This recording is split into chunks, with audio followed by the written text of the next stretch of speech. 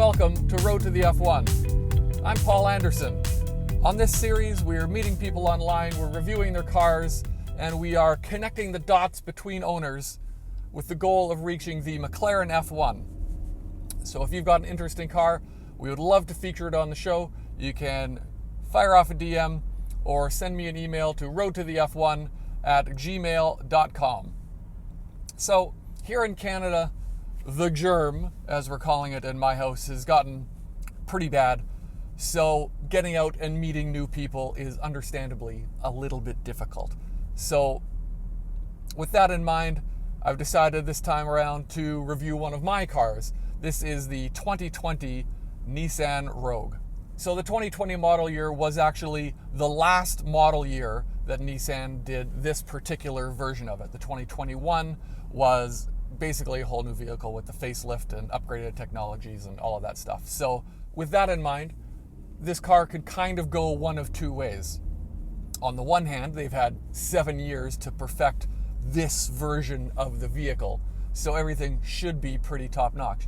On the other hand, hey man, it's 7 years old, so some of the technology is going to be a little bit dated. This SUV's got a 2.5-liter 4-cylinder engine churning out a whopping 170 horsepower. Personally, I find it's just lacking a little bit of oomph. You know, for a daily driver, you don't need to go bonkers by any stretch. I'm not looking to have my head snap back in acceleration when I'm taking the kids to daycare. However, just a little bit more get up and go would be nice to have.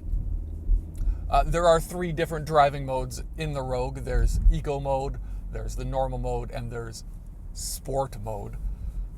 In all honesty, there's not a lot of difference between the 3 modes. You would expect when you put it in Sport mode and you wiggle your toes, you're going to feel a little bit more oomph, a little bit more chutzpah. I don't know.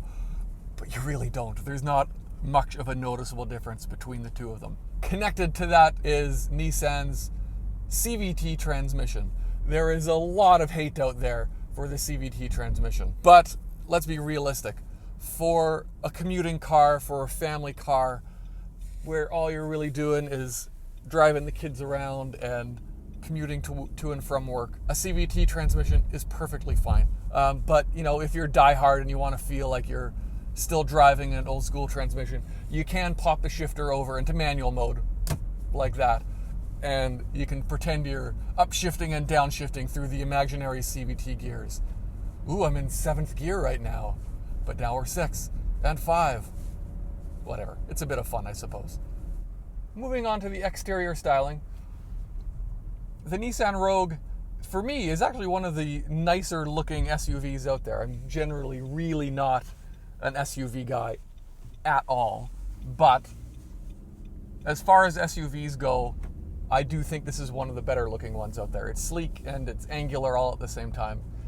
Considering this design in and of itself, with some small refreshes, is about 7 years old, it still looks relatively modern, which I think is a very good thing. The rear doors open 90 degrees, which is a very nice feature when you're trying to get your small kids in and out of the back seat, especially if you have a baby seat and a newborn.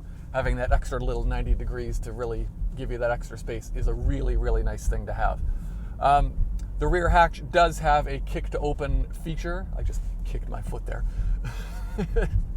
It does have the kick to open feature, but this being the S model, which is the base model, although it is the special edition, it doesn't have that, so you got to open that rear hatch with your hands like a chump. And on the interior, by and large, I do like the layout of everything. I think it's a nice looking interior. It's got everything you really need. It's not incredibly fancy by any stretch, but it does the basics and it does them really quite well. The seats are firm but comfortable. They're very supportive. They look nice, which is good. You've got 2 big analog gauges. There's the little display in the middle to give you all your basic car information that you can cycle through with the buttons on the steering wheel here. One thing I find a little bit odd is that little display in the middle doesn't actually give you a digital readout of your speed, which I thought was kind of commonplace these days, but this car doesn't have it. In the center console is the 7-inch touchscreen infotainment device. It's got the Nissan Connect system, wired Apple CarPlay, and Sirius XM radio as well, which you can rewind the live radio, which is a really nice little feature to have. It is a little bit dated at this point, but it's fine. I'm not a big fan of touchscreens in cars. I'm gonna have to learn to accept it. But it's fine. I find this one's not particularly intuitive. I do struggle to find my way around it a little bit when I'm trying to change some settings or find things like that. But that could just be because I'm a grumpy old man. I don't know. Dual zone climate control. Everything is button operated. The interior of the cabin is nice and quiet. Even at highway speeds, it is pretty quiet in here, which is nice. Moving on to what is probably my least favorite part of this vehicle. Actually, it's not probably. It is my least favorite part of this vehicle, is the steering wheel. In the 6 months I've owned this car, I still haven't gotten used to it. I don't like the feel of it in my hands. It feels a little bit too big. There's a stitching running around all the inside of it, which just I find really uncomfortable on my hand. It rubs against my skin. Really don't like it.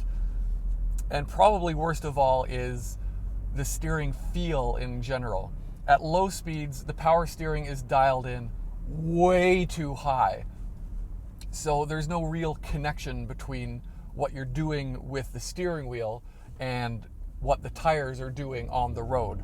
It's just you're turning a steering wheel and things are happening, but you don't really feel the connection with what you're doing.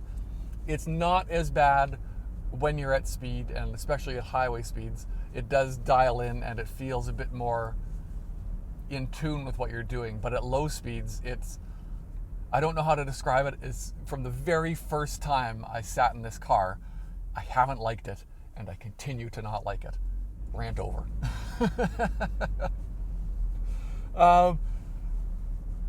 Interior space is actually quite good. I really like that about this vehicle. There were some SUVs out there that, considering that they are SUVs, there's really not a lot of space in them. The Rogue doesn't suffer from that. The rear bench seat is split 60-40, and it is also adjustable, so you can slide both of those sections forward or back to whatever you need.